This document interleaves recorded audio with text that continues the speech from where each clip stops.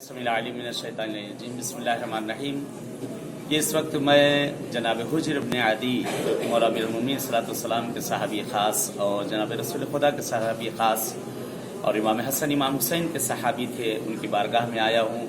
और रास्ते में इस शहर को मैं देखता आया हूँ कि हर तरफ पूरा शहर वीरान कर दिया गया है, सारे घर वीरान कर दिए गए हैं। आज इस बारगाह में पहुँचा हूँ और यहाँ गुंबद पे भी काफ़ी नुकसानात हुए हैं, काफ़ी ऊपर नुकसान हुआ है, लेकिन सामने अल्लाह का शुक्र है कि आज ज़ायरीन इस जगह पर नज़र आ रहे हैं। हर तरफ हजूम है, ज़ायरीन सब आ रहे हैं। काफिर और मुशरिक और जालिमों ने हमेशा कोशिश की है इन सब जगहों को तबाह और बर्बाद करने की कोशिशें की हैं। कहते हैं जुल्म ख़त्म हो गया लेकिन मजलूम बाकी रह गया। हुज्र इब्न अदी ये वो हैं कि जिन्होंने अमीरुल मोमिनीन सलाम की मोहब्बत में ज़िंदगी गुजारी। और मुख्तसर ये है कि माविया के ख़िलाफ़ आप खड़े हुए थे और माविया के ख़िलाफ़ आपने क़याम किया था कि उसने बहुत सी बिदतें फैलाई थी, जिनमें से एक थी नमाज जुमा की बिदत कि बहरहाल अलग दिन पे जो पढ़ाया करता था।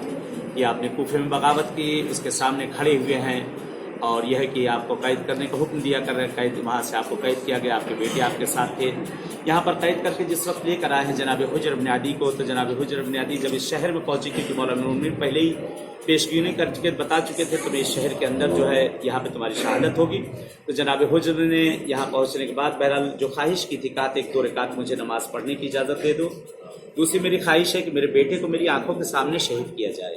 तीसरी ख्वाहिश है कि मुझे जंजीरें पहना कर मुझे दफन किया जाए। तो बहरहाल पहली शर्त मुसलमान हर किसी के समझ में आई, लेकिन दो शर्तों के लिए ये पूछा गया कि तुमने ये क्यों ख्वाहिश की कि तुम्हारे बेटे को तुम्हारी आंखों के सामने शहीद किया जाए। कहेंगे नहीं मालूम, ये दौर ज़माना, कहीं दुनिया के ज़र्फ़ बर्क़ और ये हुकूमत, कहीं मेरा बेटा उस तरफ न चला जाए, अली का दामन आले अली का दामन छूट जाए, इसलिए मैं चाहता हूँ कि बाईमान मेरी आंखों के सामने जाए।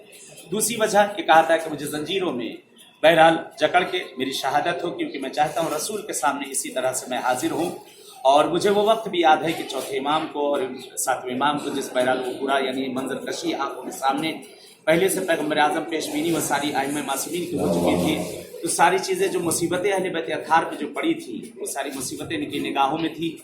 और कहा कि मैं चाहता हूँ कि इस तरह से कैद होकर रसूल के सामने जाऊँ कि रसूल जिस वक्त से सवाल करें कि क्यों तुमने ये ख्वाहिश की थी, तो उस वक्त कहूँ या पैगम्बर आज़म, आपके बाद आपकी सुन्नत को किस तरह से ठुकराया गया है, आपकी सुन्नत को किस तरह से पामाल किया गया कि रोज़ महशर में हिसाब करवाऊँ वहाँ पर जाकर।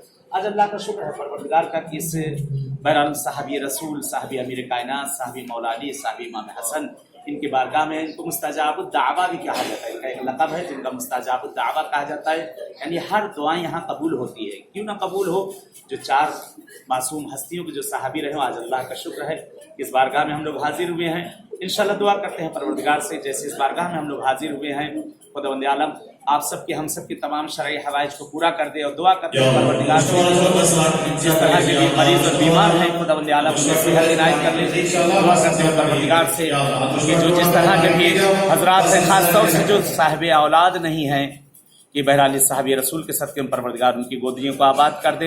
इंशाअल्लाह उम्मीद है कि जैसे इस बारगाह में मुलाकात हुई है, ऐसी किसी और बारगाह में मुलाकात होगी। तब तक के लिए इजाज़त चाहते हैं। वस्सलामु अलैकुम व रहमतुल्लाहि व बरकातहू।